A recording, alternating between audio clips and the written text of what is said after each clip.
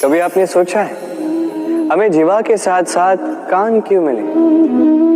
अब आप कहेंगे सरल सी बात है, ताकि हम बात करने के साथ ही सुनना भी सीख लें। अब इसका एक और तात्पर्य है। पहले मुझे बताइए, स्वयं की प्रशंसा सुनना किस किस को अच्छा लगता है? सभी को अच्छा लगता है।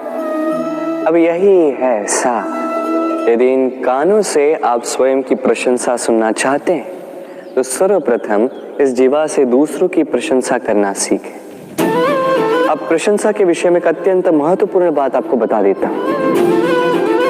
कभी किसी की प्रशंसा यदि आप करते हैं तो सर्वप्रथम उस व्यक्ति का उत्साह बढ़ जाता है।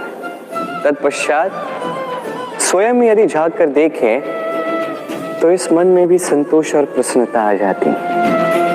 और एक बार ये मन प्रसन्नता से भर जाए, तत्पश्चात कोई प्रशंसा करे या ना करे, कोई अंतर नहीं पड़ता। इसलिए सदैव दूसरों का मान करें, आदर करें, उनकी प्रशंसा करें, प्रसन्नता बांटें। जिनमें जो भी अच्छाइयां हैं उन्हें बताएं, उन्हें स्मरण करवाएं कि वो भी अच्छे हैं। उनका उत्साह बढ़ाएं, वो जीवन में आगे बढ़ेंगे और ये जीवन आपको कभी पीछे नहीं रहने देगा। क्या आपने कभी दर्पण देखा है? क्या हम में से ऐसा कौन है जिसने दर्पण नहीं देखा? सभी ने दर्पण देखा है, दर्पण में स्वयं का प्रतिबिंब भी देखा है। किंतु किसने सोचा कि उस दर्पण के पीछे क्या है, उस प्रतिबिंब के पीछे क्या होगा? होता कुछ ऐसा है कि उस कांच के पीछे एक धातु की परत चढ़ाई जाती है, जिस कारण से जब हम देखते हैं तो हमें अपना प्रतिबिंब दिखता है। अर्थात कांच को कुछ इस प्रकार कर दिया गया है कि प्रकाश जिस ओर से जाता है उसी ओर पुनः वापस लौट के आता है, तभी वो दर्पण कहलाता है। यही है जीवन का सत्य भी। यदि हम अपना पूरा ध्यान केवल लक्ष्य की ओर केंद्रित करते हैं, यहां वहां नहीं भटकते हैं, तो न केवल हम अपना लक्ष्य प्राप्त करने में सफल होते हैं, बल्कि हम दूसरों का मार्गदर्शन करने में भी सफल होते हैं। तो क्या आप बनना चाहेंगे ऐसा व्यक्तित्व? चयन आपका है। पाना और खोना दोनों जीवन के अभिन्न अंग हैं। हम कुछ पाते हैं, कुछ खोते भी हैं।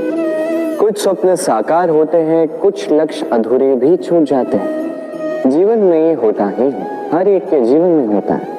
किंतु जब भी हम किसी से मिलते हैं, हम कौन सी बातें करते हैं? हम उसी की बात करते हैं जो हमने खोया है। स्वयं भी दुखी होते हैं, सामने वाले के मन को भी दुखी कर जाते हैं। इससे कुछ विपरीत करने का प्रयास कीजिए, सकारात्मक बनने का प्रयास कीजिए। ध्यान उसी पर दीजिए, स्मरण केवल उसे ही कीजिए, महत्व उसी को दीजिए जो आपके पास है। जो आपके पास नहीं, उसकी आस में त्रास क्यों सहना? उसी की गिनती कीजिए जो आपके पास आज यहाँ वर्तमान में। जैसे मैं कंस मामा की गिनती नहीं करता जिन्होंने मेरा बालपन झंझोड़ा।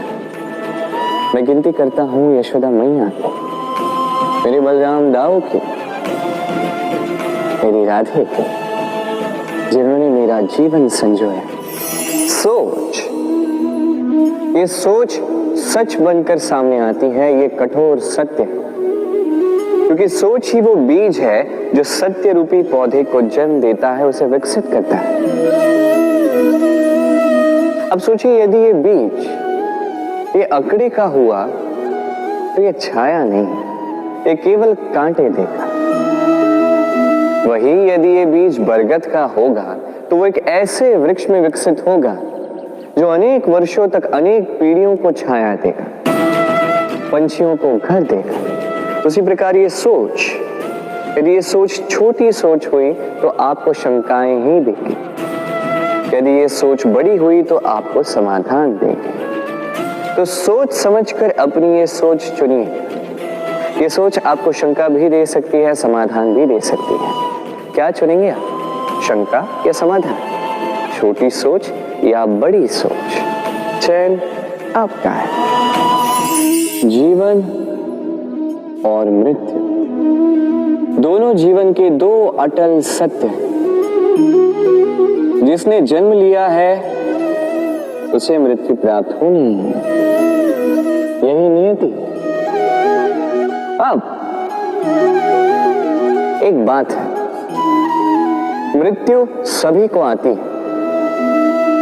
जीवन जीना सबको नहीं है। समस्त जीवन व्यतीत कर जाते हैं किंतु जीवन जी नहीं पाते, समझ ही नहीं पाते करना क्या है। जीवन जिए तो जिए कैसे? जीवन जियो तो उस दिए की भांति जो अपनी लौ से असंख्य दियों को प्रकाश देता है, जो बुझते बुझते भी अंधकार से लड़ता है। कदाचित इसीलिए जहां दिए को रखा जाता है उस स्थान को पूजा जाता है, उसे पवित्र माना जाता है। एक बात तो है, मृत्यु सभी को आनी है, चाहे मैं, चाहे आप, चाहे हर कोई एक न एक दिन संसार से जाने वाला है। किंतु आपने इस जीवन में किया क्या, ये महत्व रखता है। और जिसे जीवन जीना आ गया वो मृत्यु के पश्चात भी जीवन जीता है, वो अमर बन जाता है। कहा जाता है व्यक्ति को अपने चरण दृढ़ रखने चाहिए, कि जहां चरण होंगे उसी के अनुसार मार्ग होगा, उसी के अनुसार लक्ष्य भी होगा। किंतु क्या केवल इन चरणों पर ध्यान देना ही पर्याप्त है? नहीं, इससे कहीं अधिक महत्वपूर्ण होता है आचरण। जैसा आपका आचरण होगा उसी दिशा में आपके चरण होंगे। यदि आपका आचरण उचित हुआ, श्रेष्ठ हुआ, तो देखिए आप पर्वत के शिखर पर भी पहुंच सकते हैं। किंतु यदि ये उचित ना हुआ तो आप उसी शिखर से नीचे धरा पर भी गिर सकते हैं। हाँ, गति के लिए चरणों पर ध्यान देना अति आवश्यक है, किंतु प्रगति के लिए आचरण ही अति आवश्यक है, उसके बिना नहीं होगा। जन्म लेते ही व्यक्ति के लिए ये नाम अत्यंत महत्वपूर्ण हो जाता है। माता, पिता, पुरोहित सारे उन अक्षरों को ढूंढने लगते हैं जिससे आपका नाम आरंभ होगा।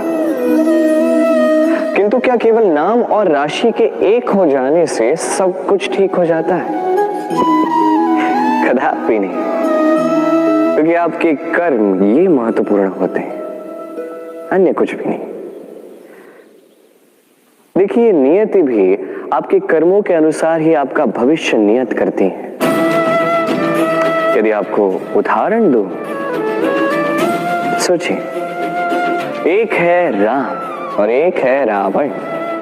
दोनों का नाम आरंभ होता है रा से, किंतु एक को मिला भयानक अंत और एक समस्त ब्रह्मांड के अंतर्मन में बस गया। तो स्मरण रखिएगा, ये नाम नहीं, ये कर्म श्रेष्ठ है। यदि आपके कर्म श्रेष्ठ है तो आपका नाम कुछ ऐसा बनेगा कि संसार में कोई मिटा नहीं पाएगा। कई बार जब हम कर्म करते हैं, सफलता प्राप्त करते हैं, कठिन परीक्षाओं पर उत्तीर्ण होते हैं, बड़े कार्य करते हैं, हमें लगता है कि संसार से थोड़ी प्रशंसा हमें मिलनी चाहिए, अच्छा लगता है। कई बार हमें लगता है ये हमारे कर्मों का फल भी है, हमें आनंद देता है। किंतु जब हमें ये प्रशंसा नहीं मिलती तब क्या होता है? हम दुखी हो जाते हैं, टूट जाते हैं। ऐसा लगता है किसी को हमारी चिंता ही नहीं है, ऐसा लगता है हमारे आनंद में किसी और को आनंद मिलता ही नहीं है। अनेक विचार आते हैं। किंतु मैं आपसे एक प्रश्न पूछता हूं, अब जो भी कार्य करते हैं, जो भी कर्म करते हैं, क्या केवल प्रशंसा के लिए करते हैं? यदि ऐसा है तो इस विचार को यहीं त्याग दीजिए, क्योंकि ये प्रकृति ये हमें कुछ और सिखाती है।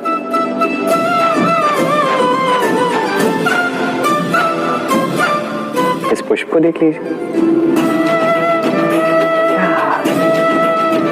ये सुगंध जो पुष्प देता है, ये जैसे मेरे मन को उल्लासित कर देती है, जैसे मेरे मन में ऊर्जा सी भर देती है ये सुगंध। किंतु विशेष बात तो ये है कि पुष्प को ये कार्य करने के लिए किसी प्रशंसा की आवश्यकता नहीं है। यही है प्रकृति की सीख। जो सच्चा होता है, जो सत्कर्मी होता है, उसे प्रशंसा की आवश्यकता ही नहीं, क्योंकि उसके कर्म ही उसकी सुगंध होते हैं। देखिए, इत्र जो है वो नकली फूलों पर लगाया जाता है, सच्चे फूलों को इसकी आवश्यकता ही नहीं। इसी प्रकार आप भी कर्म करती जाइए एक शुभ भाव के साथ। इस मन को सदैव सदैव शांत रखिए, साफ रखिए। यदि ऐसा करोगे तो आपके कर्म इस प्रकार सुगंधित होंगे कि आपके जीवन में केवल और केवल आनंद ही होगा। तो इसी आनंद के साथ कहिए राधे राधे।